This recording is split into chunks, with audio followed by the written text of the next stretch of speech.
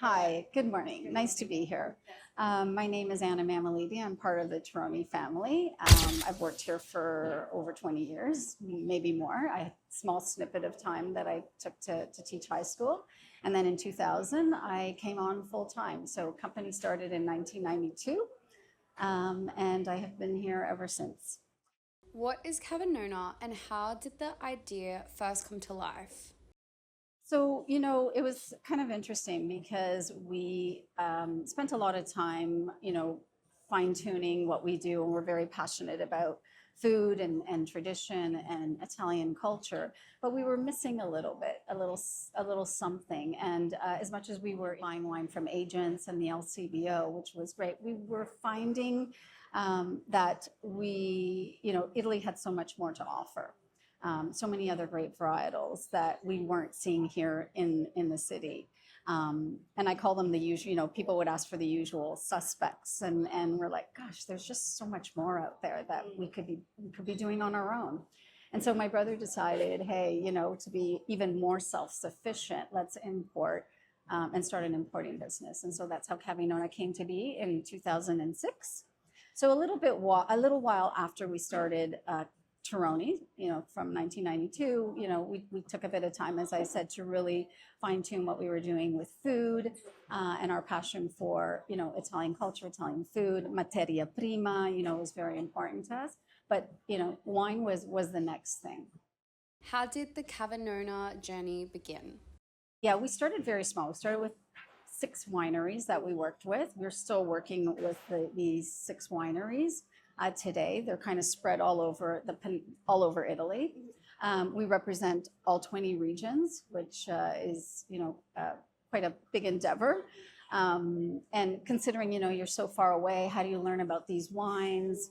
Our yearly trip to Italy, which happens in April, where all Italian wineries, or most Italian wineries, or the important ones as well, are present at this show. And that's how we got to know and learn a lot more about who we want to represent, and looking for smaller family-owned wineries that are very passionate about what they do, not only in the vineyard, as most of them say, they want the vineyard to do the talking and to make the wine, and what they do in the cantina, in their actual facility, is very minimal. So indigenous grape varietals are huge for us, and that's really a focus. It was a challenge at first because people were asking about certain wines that they wanted, and we were not bringing those wines. In fact, sometimes we purposely didn't put them on our wine list because we wanted everyone to experience something new. But along with that comes is a challenge, and we did end up doing a lot of education at the very beginning. So from 2006, I would say, for a couple of years, we hired I'll name him. It's John Zabo, who was the first master sommelier in Canada. So he worked with us for a number of years, going from location to location, just to do education for us. Because at the time we didn't have a sommelier. Like, we were like, no, we're not at that level yet. But slowly over the years, with sommeliers and wine directors, they took over education. So not only educating our staff, because yes, that they're the most important person to educate, because they're the ones who will go to the tables and be able to talk about the wines. Having people understand what we were bringing in, it was really important for us. For education was huge. How has Cavinona's wine business evolved over the years? Our philosophy has always been to work with small niche wineries, who I think I mentioned, who are very passionate about what they do, family owned. Some of them are historical wineries. Some of them are relatively, newish. I'm going to say 20 years, which is new in the wine world. And that have been handed down from generation to generation. And, having them, visiting them and having them come here is so amazing. And it's kind of heartwarming. But, when they come here and see what we're doing, it's important for us to go there. So seeing our, each reality, and knowing what we're doing for them and what they do for us is really fundamental to the work we put into it, right? If there's passion, you know, it's kind of contagious. You kind of like you keep it going. And I think, and I can speak to, you know, my brother Cosimo, who is, you know, at the top with, you know, everything. He's very passionate about what he does. And I think that trickles down to all of us. So it's really nice. You need to meet him. What's the secret to building lasting relationships with wineries? Yeah, we usually do a big event in November where we have them all come for a big portfolio tasting. About 45 wineries, and we hold it down at our big location on Adelaide because it's the only facility that can accommodate such a large group. We have over 500, you know, guests that will come. You know, guests from the restaurants to, you know, anyone who subscribes to Cavinona. And they look forward to it. Like they'll call us and like, what is it? When is it? So it's been good, and they get to taste the wines. And there's we've done it for a number of years now that a lot of the guests actually recognize each other, and they've almost become friends. And they'll go and visit. You know, a lot of our customers will go and visit some of these wineries. So yeah, it's a really good relationship. So there's a big team that goes. Our sommeliers will go, because they're the ones that we really want tasting new vintages, and that's really the focus. And to sort of look for other wineries. We kind of joke that, you know, we're at 105 producers, and it's really challenging to keep all of them coming, you know, like those wines coming in every year. So it's we're like, don't take on anything new. So this year we kind of kept it smaller. Yeah. How has Cavinona stayed true to its vision for over 20 years? Yeah, and we have a great team working for us now. You know, we kept Cavinona very insular in the sense that, you know, we were just supplying our restaurants, right? So it was all about exclusivity at the beginning, you know, just to have our, and over time, because of our growth, you know, we've kind of started using other channels. So, you know, for sure, we always had an online presence. So, you know, our e-commerce site, so customers or guests or private clientele could purchase wines on our website.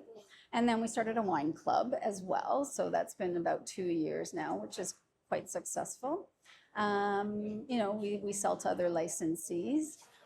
We have bottle shops at 2 of our locations. Yeah.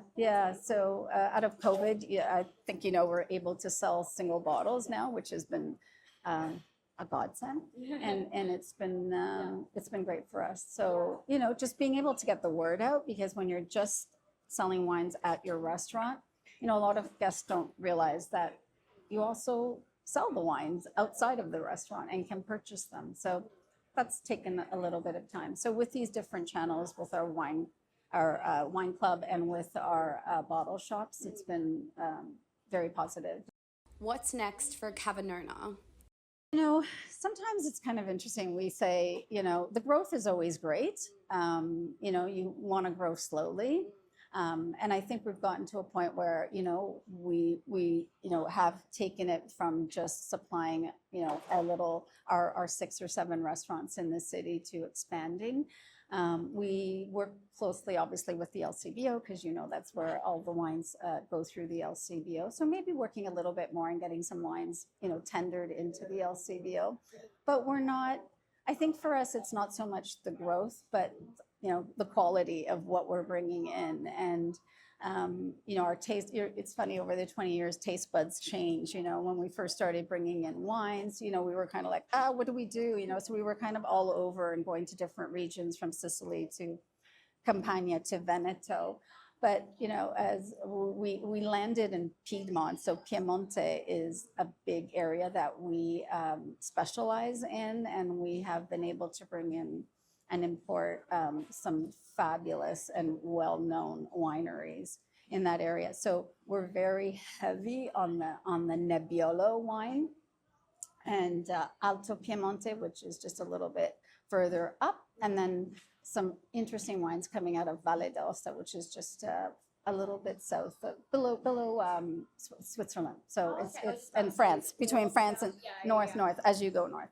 So yeah. So, you know, I think that if I had to say where are we going, keeping it the way we, making sure that we don't digress from what our philosophy is, but still looking for some really good niche wineries, up and coming, a lot of up and coming wineries. What do you personally love the most about Cavinona?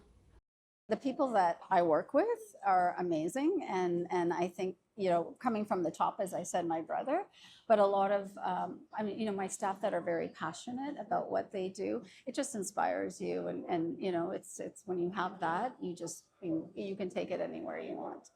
So I think that, and of course, our producers they're amazing, for lack of a better word, but they inspire a lot, and especially when you visit them. So I think it's the people more than anything. It's about sharing, and we have, there are a few standout wine people who are very young, who are so passionate about what they do, and who appreciate what their grandparents and their parents have done, and that for me is key. Yeah. Yeah. Well, thank you. Thanks for having us. Thank you for having me. Thanks.